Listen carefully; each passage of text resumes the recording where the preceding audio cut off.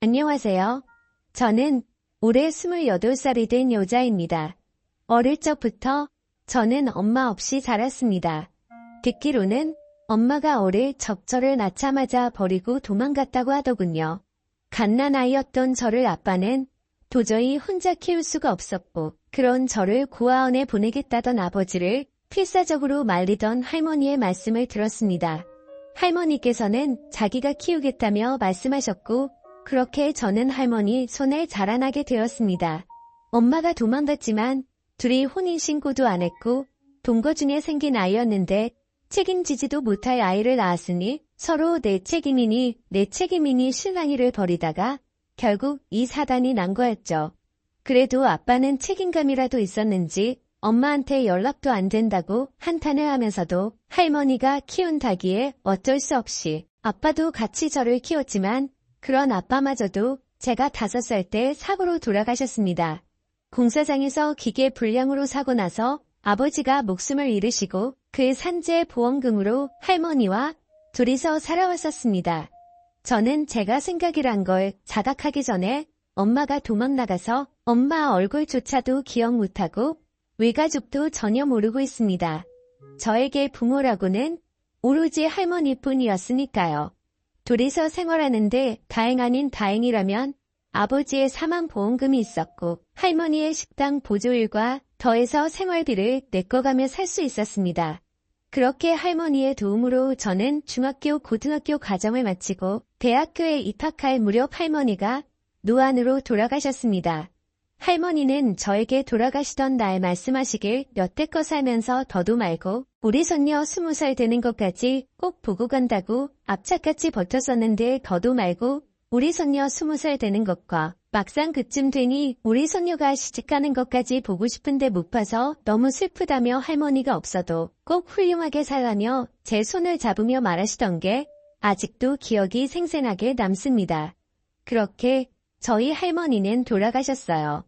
저는 장례식장에 혼자 앉아서 할머니의 영정 사진을 멍하니 쳐다보고 있었고 문득 이제 앞길이 막막하더군요. 저는 막 이제 20살밖에 안 되었는데 말이지요. 할머니는 돌아가시기 전에 저에게 주신 돈은 합비라고 챙겨주신 게 있었어요. 다행히도 서울의 국립대를 들어가서 합비가 그렇게까지 많이 들지는 않았지만 현실적으로 이제 앞으로 먹고 살 길도 막막했습니다.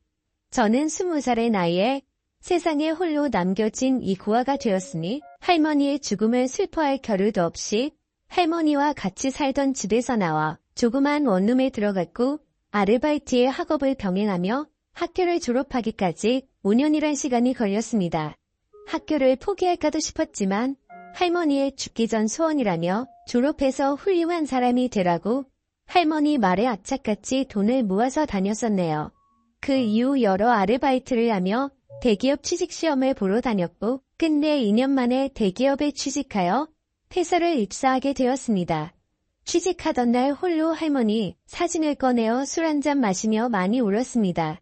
대학부터 회사에 취직해서도 저는 사람들과의 관계가 그렇게 쉽지는 않았습니다.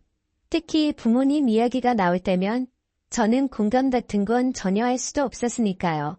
어릴 때부터 주변 사람들이 말하는 말 중 가장 싫어하는 말이 우리 엄마가 우리 아빠가입니다. 한 번도 불러본 적도 없는 그 말을 제가 어떻게 떠올리겠어요. 그런 인간관계를 어려워하던 저에게 회사 동기가 다가왔습니다. 저보다 나이는 어리지만 대학을 졸업하자마자 취직하여 기수는 동기였던 남자 항상 저에게 눈 안아거리면서 제 길을 졸졸 따라다니더군요. 듣기로는 집도 잘 산다 하고 딱 봐도 엄청 귀하게 자란 남자였습니다. 학교도 저보다 훨씬 좋은 곳을 나왔고 살면서 고생이라고는 안 했는지 손에 굳은 살 하나 없더라고요. 제가 동기 모임이나 회사에서도 잘 어울리지 못하고 있으면 언제나 부침성 있게 다가와서 저를 끌어다 놓고 챙겨주는데 점이란 게 무엇인지 점점 그런 동생이 듬직한 남자로 보이기 시작했고 저도 점점 끌리기 시작했었습니다. 그렇지만 저도 제 처지를 잘 알고 있습니다. 사실 대학생 때 처음으로 사귀었던 남자친구가 있었는데 남자친구의 엄마가 남자친구 모르게 몰래 찾아와서 우리 아들 그만 만났으면 좋겠다고 부모도 없는 아이랑 만나서 얼마나 고생을 시키려고 하냐며 쏘아붙이던 말에 저도 충격을 받아서 휴학도 하곤 했었거든요. 그 트라우마가 있어서 그 동기 남자에게 끌리는 제 모습에 또 겁이 났습니다. 그렇게 더 밀어내자 남자는 더욱 안달이 났는지 온갖 선물이며 말도 안 되는 억지를 부리며 데이트 약속을 잡는 등 저를 계속 설득하더군요. 그렇게 두어 달을 매달리던 남자가 계속 거절하며 밀어내었더니 알겠다며 자기는 이제는 지기주디는 여자들도 말고 페이 그토록 싫은 가면 어쩔 수가 있지 않겠다며 하지만 후회 없이 매달리다. 이제 더는 올인하겠다며 자기도 이제는 자기 좋다는 여자들도 많고 내가 그토록 싫은 거면 어쩔 수가 없지 않겠냐며 하지만 후회 없이 매달렸다고 이제 더는 연락 안 하겠다고 하며 가는데 오히려 잘 되었다고 생각만 하던 그리고 회사에서 이제 저 말고 다른 여직원들과 잘 지내며 스스럼 없이 대화도 나누고 어깨도 털어주던 그 남자를 보게 되자 저도 이 남자를 많이 좋아하는 걸 깨달았습니다. 그래서 제가 연락을 먼저 하니 이제는 남자 측에서 시큰둥해하더군요. 반대로 제가 매달리게 되었습니다. 결국 저희 집으로 찾아온 남자친구와 제자 주방에서 술을 진땀 마시고 연인이 되기로 하였습니다. 남자친구는 자기가 그렇게 매달릴 땐 먼저 연락도 없고 연락해도 시큰둥하던 제가 다른 여자랑 이야기하는 모습을 보이니 발끈하는 걸 보고 일부러 더 그렇게 행동했다고 하더군요. 그리고는 이런저런 이야기들을 많이 나눴습니다. 제가 가지고 있는 불안들 때문에 남자친구를 밀어낼 수밖에 없던 점 그리고 그런 이야기를 쉽게 해서 직장에 소문나는 것도 안 좋고 제 약점이라 말하기도 그랬다고 네가 다른 여자한테 그러는 모습을 견딜 수가 없었다고 미안하다고 하자 남자친구는 말하길 자기 어머니는 그럴 사람이 아니라고 진짜 사람도 좋고 좋으신 분이라며 저를 안심시키더군요. 제가 남자친구 눈치를 보며 부모도 없는 천혜고아인데 괜찮냐니까 난 오히려 그런 환경에서 혼자서 이렇게 성장한 게 너무 대단하다고 자기였으면 과연 가능했을까? 난 그냥 되는 대로 살지 않았을까라는 생각을 하게 된다고 그러면서 저랑 함께라면 어떤 힘든 일이 생겨도 둘만 있으면 다 이겨내지 않겠냐며 남자친구는 사실 그렇게 힘든 삶을 이야기 속에서나 들었지 극복한 제가 진심으로 정말 너무 존경스럽다고 하더군요. 누나가 잘못한 게 아니라 누나의 환경이 그렇게 된 거라고 나도 환경이 그랬으면 오히려 누나보다 못했을 거라며 저를 안아주던 남자친구, 그날 너무나도 고마웠고 또한 저에 대한 제 상황을 이해받았다는 것에 감정이 갑자기 한순간에 받쳐 펑펑 안겨서 울었습니다. 그런 제 과거를 알았음에도 남자친구는 정말 내색 한 번 없이 언제나 저에게 지극정성이었고 사귄 지 시간이 지나도 항상 그대로였어요. 항상 주말이면 저희 집에서 생활하다시피 하며 저에게 사랑한다는 말을 하던 남자친구, 저도 그동안에 힘들었던 제 인생을 정말 모두 보상받는 느낌이었습니다. 그러던 어느 날 남자친구는 이렇게 지내지 말고 슬슬 우리도 나이도 차가는데 결혼을 준비해보는 게 어떻겠냐고 자기 부모님을 만나보자는 말에 저는 겁을 먹었지만 남자친구의 진득한 설득에 처음으로 만나러 가게 되었습니다.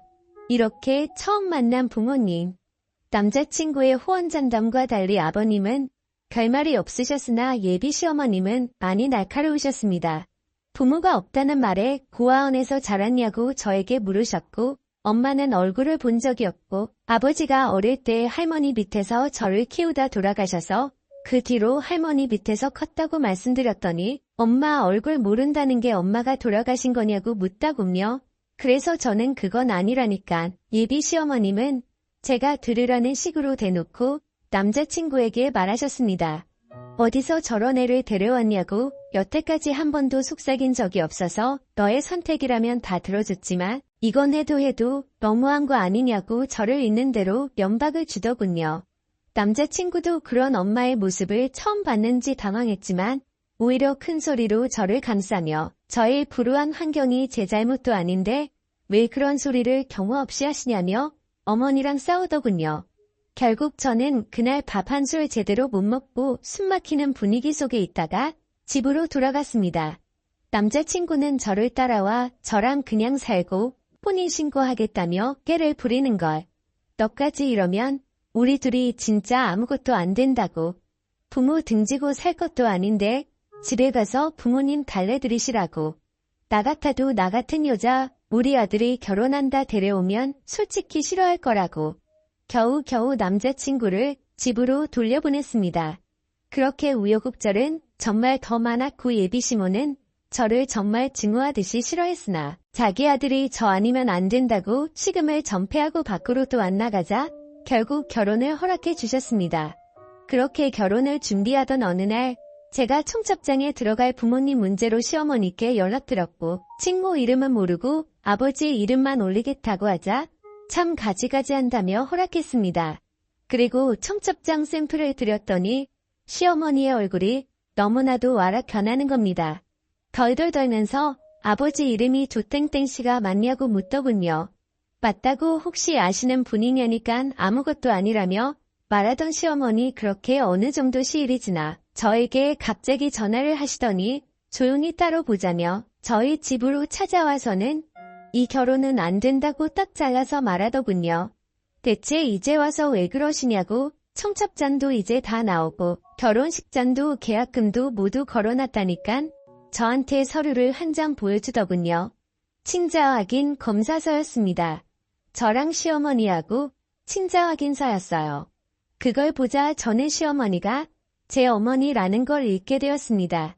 제가 아무 말도 안 하고 가만히 있자 시어머니는 저에게 미안하다고 자기가 그땐 가난한 남자랑 한순간의 실수로 얘를 낳은 거라 도망친 거였다고 하더군요.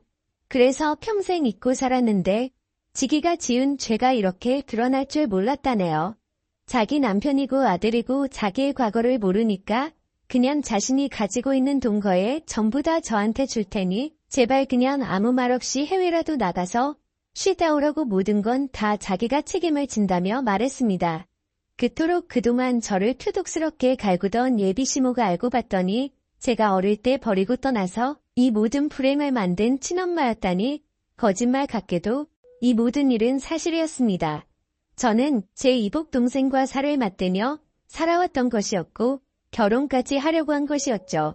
그 다음날 제 엄마는 다시 찾아와 저에게 거액의 돈을 주고 가며 제발 부탁한다는 말을 하길래 제가 화가 나서 이대로 못 간다며 왜 당신 때문에 내가 이 결혼을 파토내야 되냐고 그냥 남자친구랑 결혼해서 살면 우리도 아무것도 모를 일 아니냐고 따지니 어차피 밝혀지면 법적으로도 저희는 부부가 될 수 없다며 다 자기의 죄라고 평생 사죄할 테니 제발 좀 떠나달라고 하더군요.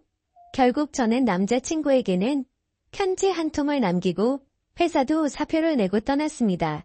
제 박복한 인생에 비행기 한번 타본 적 없었는데 이렇게 첫 해외여행이 신혼여행이 아니라 이런 식으로 하게 될 줄은 꿈에도 몰랐네요. 저는 이제 어떻게 살아야 하나요? 제 사연 들어주셔서 감사해요.